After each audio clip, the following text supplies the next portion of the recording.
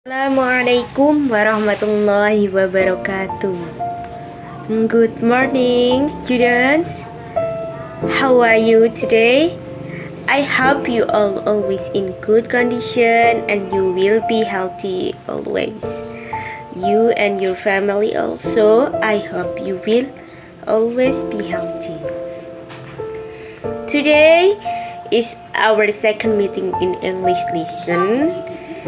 So we will learn the first time about grammar in 7th grade, okay?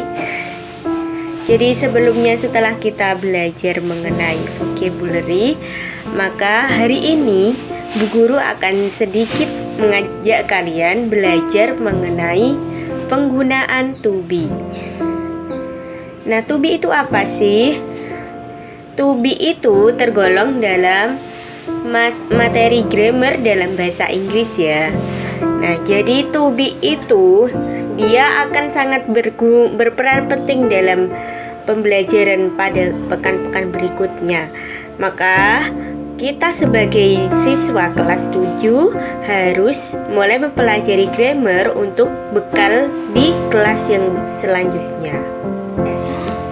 Nah, anak-anak mungkin akan bertanya ya, Bu, kenapa kita harus belajar penggunaan to be? Ya, karena materi to be akan mengantarkan kita lebih jauh mengenai cara menyusun kalimat di tingkat yang lebih tinggi. Materi to be ini akan diulang-ulang di jenjang berikutnya dengan tingkat kesulitan yang lebih tinggi.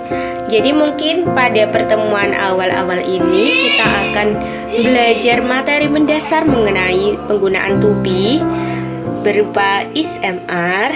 Nah, itu nanti akan kita kembangkan lagi di kelas-kelas berikutnya ya. Di kelas 8, kelas 9, bahkan tingkat SMA nanti pasti akan diulang lagi. Selanjutnya, bentuk to be. Bentuk to be secara umum ada dua. Hanya ada dua ya. Yang pertama berbentuk present atau masa sekarang. Yang kedua berbentuk past tense atau masa lalu. Nah, perbedaannya apa? Kalau present dia itu akan menceritakan kondisi masa sekarang. To be-nya berupa is, am, dan are. Sedangkan to be yang berupa past akan menceritakan masa lalu, yakni berupa was dan were. Kita kasih contohnya ya agar ada pandangan. I am sleeping.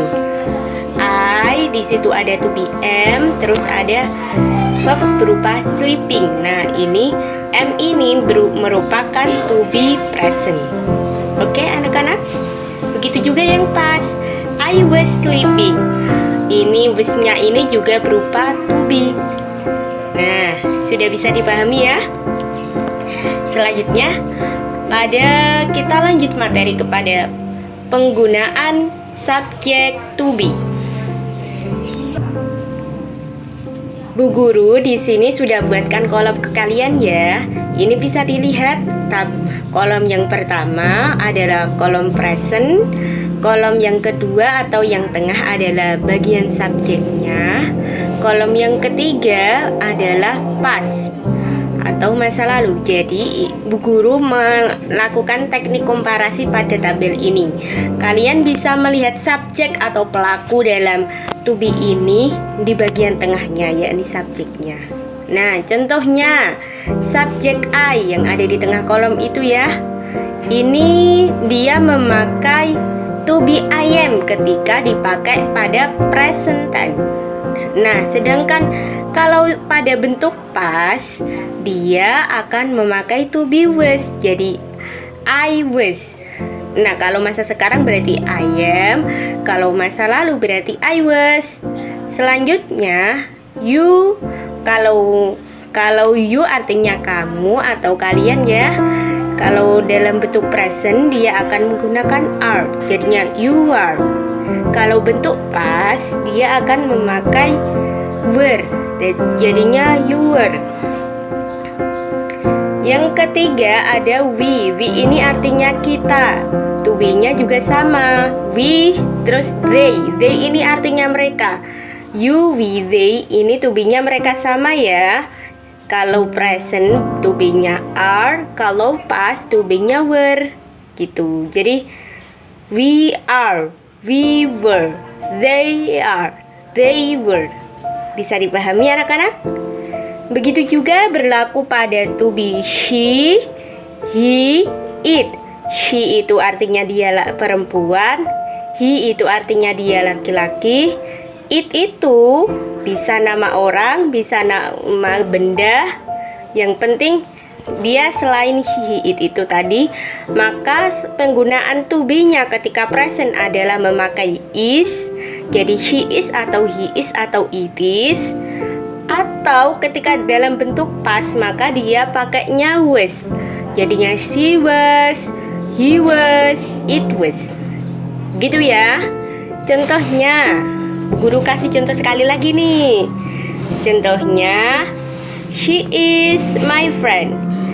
Dia adalah temanku. Nah, sudah bisa dipahami ya.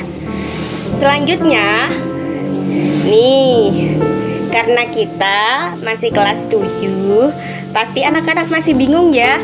I ini artinya apa? Pasangan to be-nya apa?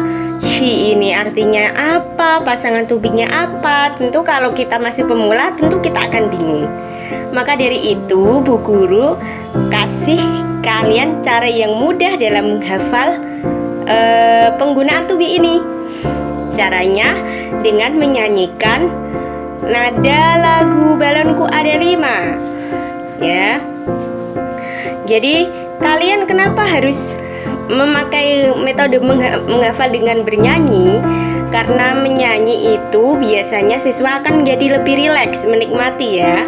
Dia tidak merasa menghafal tapi tiba-tiba bisa lebih cepat hafal dan akan lebih menyenangkan. Nah, Bu Guru di sini memilih nada Balonku Ada 5 karena kita semua pasti sudah tahu nada Balonku Ada 5. Jadi kita tinggal fokus menghafalkan kepada liriknya. Kalau kita sudah hafal liriknya, tentu saja kita akan lebih mudah dalam mengingat isi dan maksud dari lagu tersebut. Oke? Nah, Bu Guru akan coba praktikkan ya. Anak-anak yang mendengarkan Bu Guru langsung ikut mempraktikkan. 1, 2, 3. I am dan I was aku.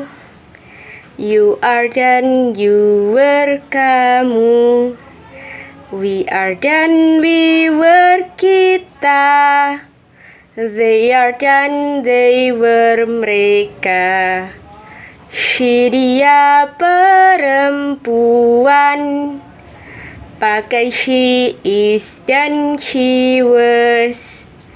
He dia laki-laki, pakai he is dan he was. Nah, sangat sederhana ya anak-anak. Jadi maksud Bu Guru di sini adalah I am itu bentuk dari presentnya. I ini pakai to be am. Kalau dalam present, kalau dalam past pakai was, I was. Nah, ini I ini menunjukkan arti aku.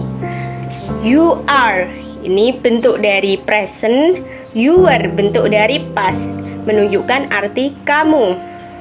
Begitu pula dengan we are, we were, they are, they were. Ini sudah berurutan dari bentuk present, past, dan artinya. Selanjutnya, ini biasanya anak-anak akan lebih bingung penggunaan she, arti dan she dan he ya. Maka dari itu Bu Guru masukkan she itu artinya dia perempuan. Kalau bentuk presentnya she is, bentuk past tense-nya she was. Selanjutnya he itu artinya dia laki-laki, bentuk presentnya he is, dan bentuk past tense-nya he was. Begitu ya anak-anak. Ya, ayo sekali lagi kita akan coba bersama-sama bersama Ibu Guru. 1, 2, 3. I am dan I was aku. You are dan you were kamu.